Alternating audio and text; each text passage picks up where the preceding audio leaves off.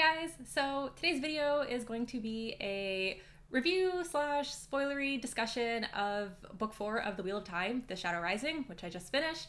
So I'm going to start off with just a quick summary recap of the book, and then I'm going to talk about the stuff that I really liked and the stuff that I didn't so much like. So before we jump in to the summary, I just wanted to start off by saying that I really liked this book. It was a lot. Not that I didn't like the first 3, but I liked them enough. Like, I thought that they were pretty good. And so this book was the first one that I was like, this is really good. Like, this is why I'm like starting to see why Wheel of Time is so hyped. Okay, so our story starts in Tyr, where Rand has just drawn Kalendor out of the Stone of Tyr and officially proclaimed himself as the Dragon Reborn. So we have all of our main characters initially in Tyr at the beginning of The Shadow Rising, and then as the book progresses, they kind of each move off into 3 different groups, and so we're following the stories of like these 3 different groups throughout the world. So we have Perrin, Loial, and Fail. So they leave for the 2 rivers after they hear that there's white cloaks occupying the 2 rivers, and then they get there and they find that Padan Fain is there as well, using the taking like under the name or Daith. So he's traveling as well with the white cloaks, and they get there and there's also Trollocs there, and there's no wolves because there's someone named Slayer who's killing them all. So it's really interesting, although it's probably like my least favorite of the storylines of this book. So then we have Egwene and Nynaeve in Tanchico with Tom Merrilon and Joylan. So they are going there because the Black Aja told them that there was something dangerous in Tanchico that was going to be harmful to Rand. So they get sent there. Like, Moiraine sends them there because she's like, that's probably not, like, that's probably the lie. I'm just going to send them there. They can, like, hunt down the Black Sisters there. And then so finally we have Rand, Mat, Egwene, Moiraine and Lan, and the Aiel going to the Aiel Waste. Going to the Aiel Waste. So Rand at the beginning was reading up on like a ton of prophecies, and he was like, oh, I need to go to Roidan. And so he goes to the Aiel Waste. Obviously Moiraine and Lan go with him, and the Aiel, because Moiraine will go wherever Rand goes. So Egwene accompanies Rand because she meets one of the wise ones, Amis, in Teleran Riod in the dream world. And she tells her that like to come to the Aiel Waste so that she can train her. And then Mat heads with them as well because those like snake people tell him that he has to go to the waste. So right off the bat, this book is super intriguing.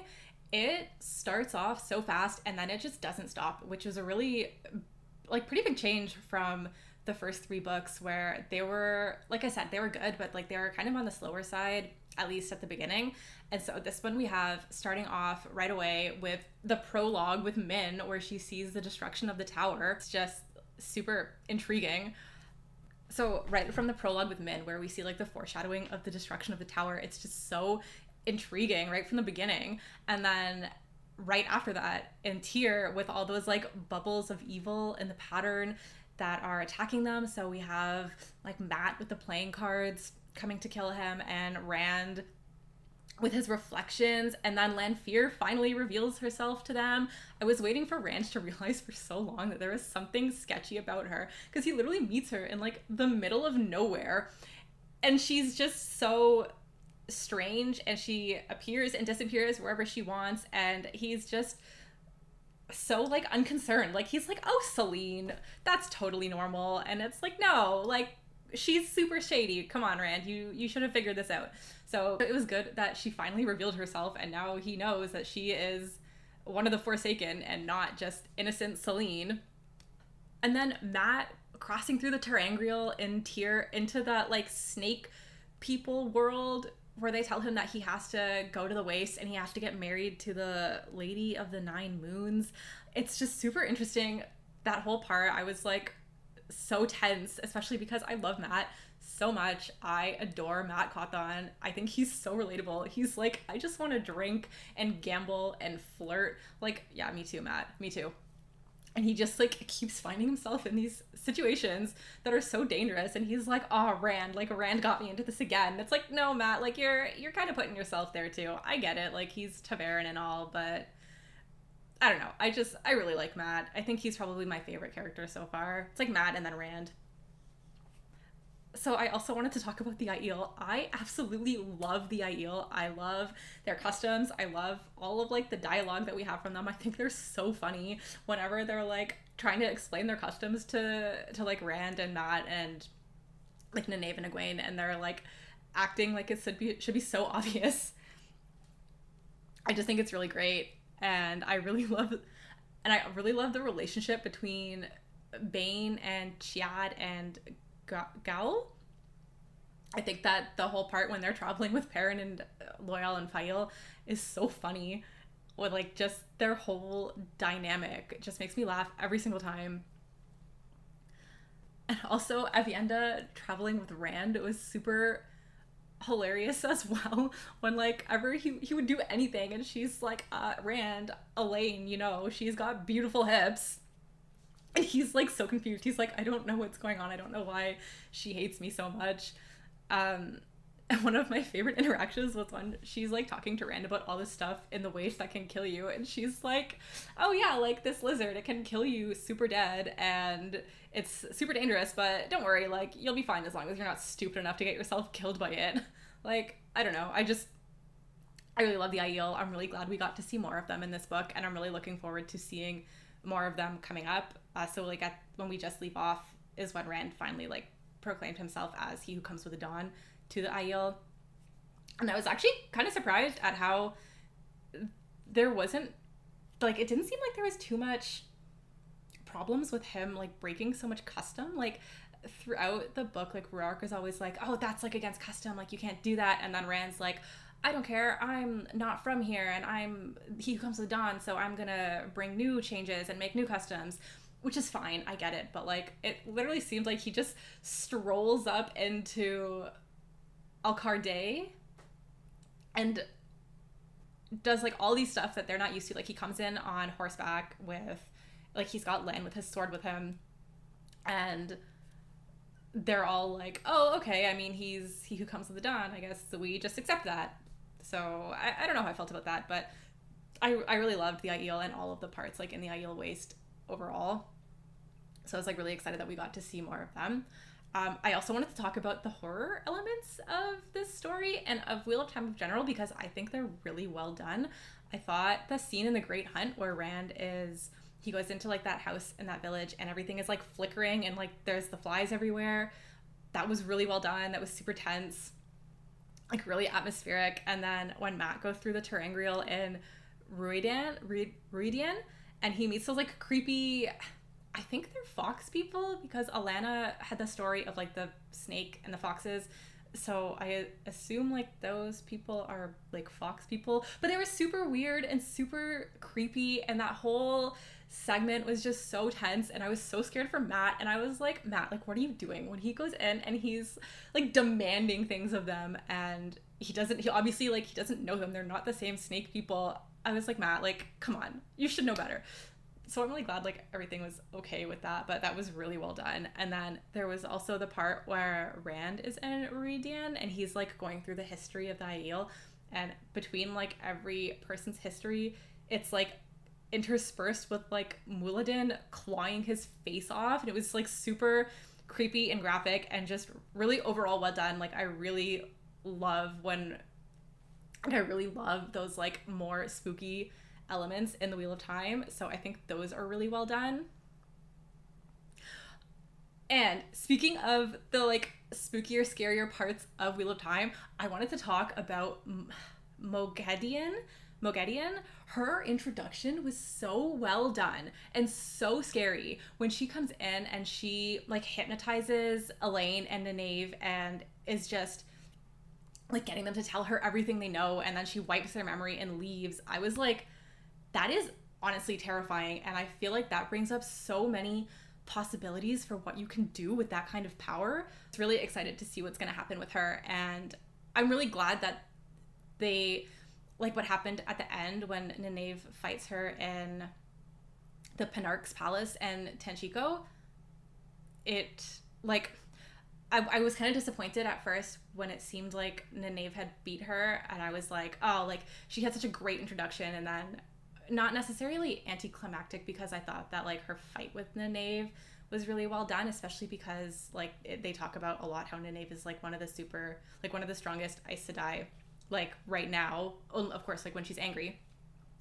So I'm really glad that she, like, Moghedien was able to get away, and that, like, we still have more of her, because she seems like a really interesting villain, and I'm really excited to see more of her. Same with Lanfear. I love Lanfear. She's so crazy, and, like, when Rand is like, it's like having a rabid dog being, or like a rabid wolf being in love with you, I'm like, yeah, that sucks. But I really like her. I'm really excited to see, like, what she's gonna do. She's very, like, I like how she's like, I don't really play on anyone's team, like, I'm one of the Forsaken, but I'm not, like, I'm like playing on my own team, really. I'm not just here, like, I don't know, for evil, like it seems like the rest of the Forsaken are, although I guess we don't really know that much of them so far. So I also wanted to talk about Rand's development and his, I guess, reactions to, like, all of his circumstances I find are very realistic. So he has, like, a chosen one trope.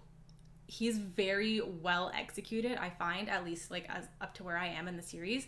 So, like, he's obviously not in love with the idea of being the Dragon Reborn, but he knows that he does what he has to do anyways. And, like, I feel like he's just caught between so many, like, huge forces. So he's got, like, Moiraine and the Aes Sedai, who are, like, trying to pull him in one direction, and then he's got crazy Lanfear, who's trying to pull him in another direction, and then he's got, like, the Dark One and the Forsaken chasing him, and Padan Fain as well. So he's in a very tough position, and I don't know how he doesn't just break down and cry and hide in a hole, because that's what I would do. So I think that, like, sometimes maybe I don't agree with, like, the decisions he makes, but I find it very realistic, and I understand why he does what he does, given what he knows, like, he's like, okay, I can't trust the Aes Sedai, I can't even trust Egwene now that she's one of them, I don't have anyone really. So I think that he's really, really well done as a character. I really like Rand. As I said, I think he's probably, like, my second favorite after Matt, and that's just because I love Matt. Matt is so sweet and so funny. And there was one moment when Rand is practicing sword fighting with Lan, and he's, like, thinking about how exhausted he is, and then Ruark comes and, like, tosses him the spear, and he's thinking about how he's like, oh, like, so exhausted, but he knows that, like, the Aiel are, like, distasteful towards swords, and so he's like, all right, I just got to do it, like, I got to pick up the spear so that they can see me, like, I was just being, like, kind of disrespectful by using the sword, so now, like, if they see me fighting, practicing the spear, like, he knows he doesn't want to try to be one of them, but he knows that he does need their support, and he wants their support to be genuine and not forced, and just because he's, like, he who comes with the dawn, like, he wants them to, like, believe in him. And so I really like that. I think Rand al'Thor is a great fantasy protagonist. I'm really excited to see, like, the rest of his story, because I find that his whole, like, the whole Chosen One prophecy in the series is really interesting. It's a really good take on the Chosen One prophecy, where it's like, yeah, you're gonna save the world, but you're also gonna go crazy and then break the world. So it's really great. I'm really excited for everything that's gonna happen there. And then there was one more plot point that I wanted to talk about that I really loved, which was when they stilled Siuan Sanche. I was like, the audacity of Elaida and Gawain for all of that to happen. I did not see it coming. We had the prologue with Min. We had, like, the prologue with Elaida being like, I need to do something because I don't trust the Amyrlin. And I still didn't see it coming. And when they came to arrest her, I was like, oh, like, how's she going to get out of this? And then in her next chapter, she's like, oh, like, I've been stilled. They stilled me. I was like, no. Like, how? It just makes you feel, like, so unsafe, because you're like, okay, like, at least Siuan Sanche is in the tower. She's the Amyrlin seat. She supports Moiraine, and she supports Rand and Egwene and Nynaeve and Elaine as well. And now she's not there, and it's Elaida instead, who is very hateful and very scary. So I mean, obviously I didn't love that happening, because I thought it was really sad, especially to Leanne. She didn't deserve that at all. But I thought it was a really good plot point, and I'm really excited for how Swan's like character is going to develop from this, because I liked her, but she wasn't like a favorite character or anything. She was just like, oh, like strong and cold, and like she's the Amerlin seat, and you know she's on our side. So it's like I liked her from that, but she didn't really have much character, and so like this is like just completely like taking her to rock bottom, and I'm really excited to see like how she's gonna like climb her way out, if she's gonna climb her way out. And I thought that her like meeting up with Loghain was also so unexpected, and so like I'm just very excited for what's gonna happen in the rest of the series and where everything is going. And on that, I also wanted to talk about Gawain and how angry I am at everything that happened there. I was like, listen, honey, you have been in the tower for a day, and you are angry that the Amerlin seat herself didn't include you in her plans for Elaine, yeah, his sister, but like Egwene, this girl he's got a crush on for, again, like a month that he's known her. And for him to just take part in her stilling and to kill to kill the warders who were trying to help free her, it is unforgivable. I hate him. I'm just really mad at Gawain. I liked him, and now I'm just like, no. You are the worst. Okay, so now I wanted to talk about what I didn't like so much. As I mentioned, I really loved this book overall, so there's not that much that I have to say about the didn't like, and obviously this is all just my own opinion, so it's not necessarily like a criticism on the book itself. It's just stuff that didn't work for me, and also I can't talk about dislikes without at least talking about a character that I really don't like. Aiel.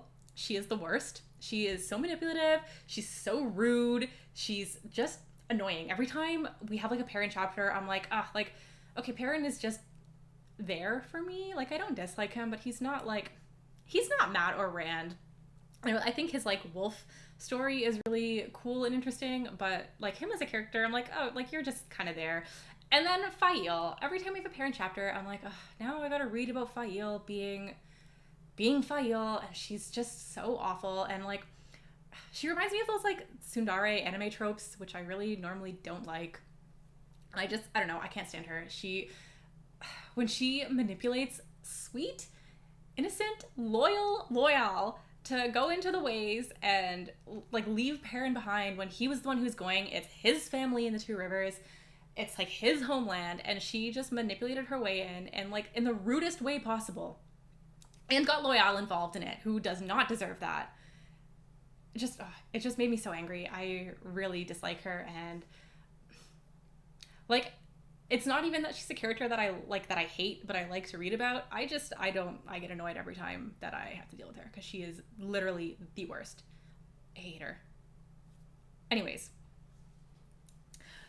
So then there were a couple other things that I guess, so this isn't about the Shadow Rising in general. It's about, I guess, just the beginning of the Wheel of Time. But I found Nynaeve, her motivations for everything are very unrealistic. So she hates Moraine, and that's her whole motivation. Maybe not now at like where we are in the Shadow Rising, but her motivation to get to where we are in the first place was just that. She's just like, I hate Moraine, so I need to train to become Aes Sedai. And it doesn't really make any sense, because Moraine didn't really do anything. Like, yes, okay, she came to the Two Rivers and she brought them out of the Two Rivers, but Egwene she had the ability herself to channel, which means that she could have died herself, like trying to figure it out herself. Rand is a dragon reborn, so he was going to start showing the ability to channel whether Moraine interfered or not. And then Matt and Perrin are Taverns, so I just feel like she blames Nynaeve for everything I just feel like Nynaeve blames Moraine for everything that isn't her fault. Like, she was just the one there to find it. And I feel like of any of the Aes Sedai that we really know, if any of them were there to find Rand and the rest of them, I'm really glad it was at least Moraine, because we know she's on our side. Like, we know she has the good of the world at mind. Like, imagine if it was Elida or something who found them. So I think Nynaeve just really unfairly hates Moraine, and to have that as her whole motivation to to like go on the journey with them in the Eye of the World, it just didn't really make sense for me. I don't know. Also wanted to bring up when Nynaeve is in Teleran Riod and she talked to the wise ones and they teach her about like the need based traveling to find like the Terangriel, like the collar for Rand. And I wondered, I was like, okay, so how come the Black Aja can't just do this? Like, I know that they're not, like, they're obviously not the Dreamwalkers like the wise ones were, and I know that they don't have innate dreamwalking talents, but they do have a lot of resources on their side with like, they have like the Dark One, and I guess not the Forsaken, they're kind of like playing on their own team, but I don't know, I just wondered why like they wouldn't have thought about that or been able to do that, especially since Egwene did it on her own without even like knowing what she was doing. Granted, I know that they say that Egwene is like the first natural dreamer since Coriandrin, so I guess like I can overlook it for that. I don't know. And then I also wanted to just talk about Elaine and how not smart she can be. So when we first meet Elaine in the Eye of the World, I literally thought that she was like a kid. Like when Rand meets her in the garden, I was like, oh, like it's this little girl, and now she's upset that Rand's gonna get in trouble because of her. And it wasn't until in Great Hunt when she's in the tower with Egwene and Nynaeve that I was like, oh, she's our age, or like their age. Like she does not act like it. And so there's the part when they're in Tanchico and they first meet Agenin, who I love, by the way. I feel like Elaine and Nynaeve in that I hate that I love one of the Sanchan because she is so great and I hate the Sanchan. They're the worst.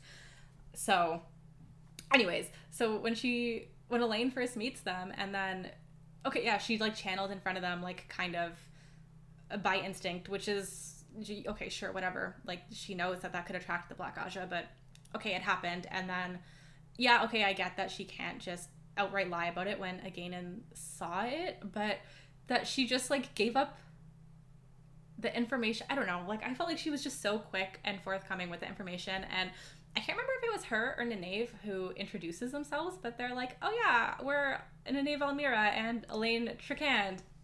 And I was like, sis, like, you're literally in Tanchico where all the Black Aja are, you're chasing the Black Aja and you are giving out your real names to strangers. Sis, what are you doing? So that, I was kind of iffy about that, but it's not really a criticism of like the writing or anything. It's more just a criticism on those characters because I was like, I would expect you to be smarter than that, especially Nynaeve. Maybe not Elaine, but especially Nynaeve. Yeah, I think that's it for my thoughts on the Shadow Rising. I just started the Fires of Heaven. I'm really excited. So I will make another video when I finish that with my thoughts on that. So thank you for watching.